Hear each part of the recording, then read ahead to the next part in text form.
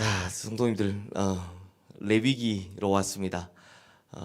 매일 묵상 때 이제 빠뜨리고 갔던 이제 레위기 신명기 보고 우리 다시 사무엘 하러 갈 건데요. 사무엘 하는 아마 이번 주부터 또 대예배로 우리 중간중간 이제 설교가 진행될 것 같습니다. 레위기 어려운 책이지만 우리 성도님들 한번 잘 보시면 굉장히 은혜로운 책이니까요. 우리 함께 잘 따라와 주시면 감사하겠습니다.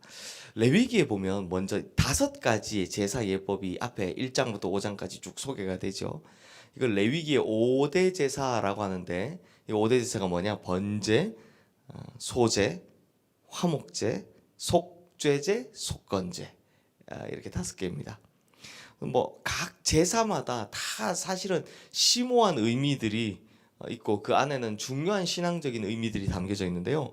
사실 레위기가 별로 인기가 없는 책이에요. 왜냐하면 레위기는 읽다 보면 저도 어릴 때부터 이렇게 성경 일독을 하다 보면 꼭 못 넘어갔던 책. 근데 진짜 읽기 힘들었던 책이 레위기이고 또 21세기에 지금 무슨 제사를 공부한다고 그래. 뭐 이런 생각도 들고 우리 굉장히 생소하고 낯설기도 하면서 또 지금 행하지도 않는 이 제사를 대체 왜 공부해야 될까 하는 의문이 드는 책입니다. 그런데 이 제사의 예법 속에 예법은 우리에게 지금 실천하진 않지만 하지 않으니까 그런데 그 안에 굉장히 영적인 교훈들이 많다라는 겁니다. 그래서 오늘 먼저 1장에 나오는 번제에 대해서 알아보려 합니다. 성도님들, 번제 어떤 제사입니까? 번제는 이름 그대로 우리식 표현으로 다 태우는 제사입니다. 그냥 다 태워서 바치는 제사가 번제인 거죠.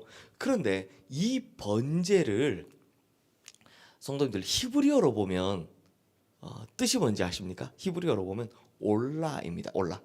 요즘 뭐 어디 파스타집 이름이 올라라고 있던데 올라의 뜻이요. 우리식으로 표현하면 태운다 이렇게 돼야 되잖아요. 근데 그렇지 않습니다. 올라의 뜻은 올라간다입니다. 올라간다. 이거 외우기 쉽죠? 올라간다. 따라서 이 번제를 정확하게 설명하자면 제물을 태워서 끝나는 게 아니라 그 향기를 하나님 앞에 올려 바치는 제사다라는 겁니다. 자, 그렇다면 지금 21세기를 살고 있는 우리 그리스도인들에게 이 번제가 무엇을 알려줄까요? 답부터 먼저 말씀드리면 바로 예수 그리스도입니다. 예수 그리스도를 향한 예표적 상징이라는 겁니다. 번제는요, 진짜 예수 그리스도의 헌신이 잘 보여주고 있습니다. 즉 예수 그리스도가 하나님 앞에 자신을 어떻게 바쳤는지에 대한 그 헌신이 잘 드러난다는 거죠. 먼저 우리 3절 말씀 한번 보겠습니다. 우리 화면에 뜬 말씀 우리 함께 읽겠습니다. 그 예물이 소의 번제이면 흠없는 수컷으로 회막문에서 여호와 앞에 기쁘게 받으시도록 드릴지니라. 자, 여기서 먼저 제물로 드려야 하는 게 나오는데 흠 없는 수컷이라고 하죠. 그 왜 수컷이어야 했을까요? 이걸 뭐 이제 여러 학자들이 이제 암컷은 생산 능력이 있기 때문에 예전에는 수컷보다 암컷이 귀했다. 그래서 이런 형편을 아시는 하나님께서 암컷이 아니라 수컷을 바치게 했다. 이런 말도 있고요. 반대로 일터의 현장에서 가면 소 같은 경우는 수컷이 훨씬 더 쓸모가 있기 때문에 하나님 앞에 더 중요한 수컷을 드리라고 했다. 뭐 이런 해석도 있습니다.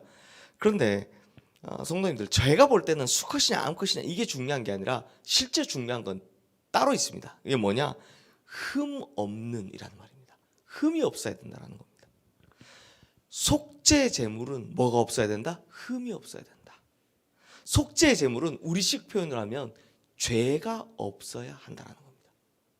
자, 그렇다면 성도님들, 인류의 모든 죄를 대속하기 위한 속죄 제물이 되시려면 조건이 하나 필요하다고요. 뭡니까? 죄가 없어야 한다. 그러면 이것에 해당되는 분은 누구밖에 없겠습니까? 그렇죠. 예수 그리스도밖에 없습니다. 오직 한 분, 유일하게 죄 없으신 한 분, 예수 그리스도밖에는 인류의 모든 죄를 대속해 줄 능력이 없으시다라는 겁니다. 왜? 죄 없는 분이 이분 한 분밖에 없으니까. 그래서 베드로전서 1장 19절 말씀에 보면 오직 흠 없고 점 없는 어린 양 같은 그리스도의 보배로운 피로 된 것이니라 라고 말씀하고 있는 거죠. 그리고 이제 두 번째로 오늘 본문 3절 말씀 마지막에 보면 여호와 앞에 기쁘시게 받으시도록 드릴지니라 라고 말씀합니다. 근데 이 번역이요, 성경의 번역마다 조금씩 다릅니다. 근데 특히 이제 오래된 번역일수록 이런 번역들을 하고 있는데요. 제가 대표적으로 킹 제임스 성경을 이야기를 하면 His own free will 이라고 되어 있습니다. 우리말로 번역하면 자원하여 자신을 드렸다라는 거예요. 자, 우리는 어떻게 번역했다고요? 여호와 앞에 기쁘게 받으시도록 드릴지니라 라고 했고, 요 말을 원래 원어에 좀 더 가깝게 번역하면 자원하여 자신을 드려 하나님을 기쁘게 해라 이런 뜻입니다. 무슨 말입니까? 즉 번제 제물을 우리는 대부분 어떻게 생각한다고요? 번제 제물을 가져와서 번제 제물의 의지와는 상관없습니다. 그냥 이걸 끌고 와가지고 그냥 얘를 탁 죽여서 번제 제물을 드렸다라고 생각했지만, 지금 이 번역에 의하면 제물이 어떻게 왔다고요? 자원하여 스스로 드렸다라는 겁니다. 제물 스스로가 자원하여 이 번제 제물이 되었다라는 거죠. 즉 이 제사는 어떤 제사다? 온전히 자원하는 제사라는 겁니다. 스스로가 선택한 제사라는 겁니다. 왜 이렇게 번역했을까? 답은 하나입니다. 이 제사에 누가 예표되고 있기 때문에 예수 그리스도요. 즉 예수님께서 십자가에 매달리실 때 그걸 어떻게 했다고요? 스스로 자원하여 자기 스스로 자기의 몸을 제물로 드려서 구속의 제물 되심을 이 제사에서 벌써 이야기하고 있더라는 겁니다. 그래서 요한복음 10장 18절 말씀에도 보면 예수님께서 뭐라고 말씀하시냐? 이를 내게서 빼앗는 자가 있는 것이 아니라 내가 스스로 버리노라 라고 자기의 목숨을 버리는 걸 자기 스스로 자원했다라고 이야기하는 걸 볼 수 있습니다. 그러므로 이 번제는 누가 잘 드러난다고요? 예수 그리스도가 자원하는 그 모습이 드러난다는 겁니다. 또 마지막 세 번째로 오늘 본문 9절 말씀 우리 다시 한번 읽겠습니다. 시작. 그 내장과 정강이를 물로 씻을 것이요 제사장은 그 전부를 제단 위에서 불살라 번제를 드릴지니 이는 화제라 여호와께 향기로운 냄새니라. 자, 이 제물을 다 태워서 바치면 여호와께 뭐가 된다고요? 향기로운 냄새가 된다라고 합니다. 그래서 이걸 사도 바울이 에베소서 5장 2절 말씀에서 그리스도께서 너희를 사랑하신 것 같이 너희도 사랑 가운데 행하라.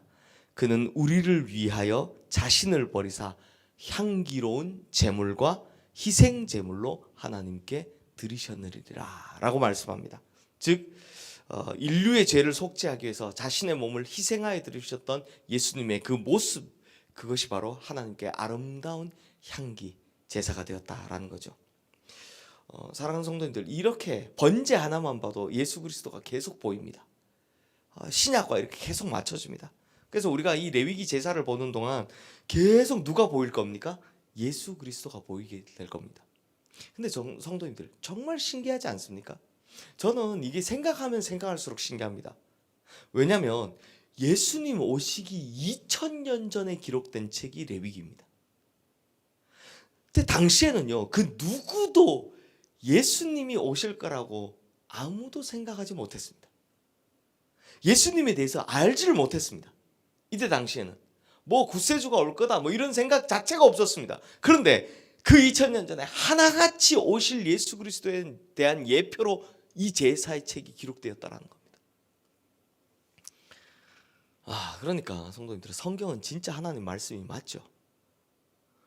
그리고 예수 그리스도는 우리는 못 깨달았지만 사실은 창세 전부터 우리를 위해 예비되고 준비되고 계셨던 구세주였다라는 겁니다. 성도님들, 그러므로 우리가 뭘 깨달을 수 있느냐? 우리의 구원, 우리가 구원받은 거 어느 날 하루아침에 뚝딱 우리가 예수 그리스도 믿어서 이렇게 이루어진 것이 아니다라는 겁니다. 우리의 구원은 창세 전부터 하나님의 간절함과 예수 그리스도의 헌신으로 이루어졌다라는 겁니다. 그게 우리가 받은 구원입니다. 생각해 보십시오, 성도님들. 하나님이 간절하시다, 이게 사실 말이 됩니까? 하나님이 헌신하시다, 이런 표현이 세상 어느 종교에 있습니까?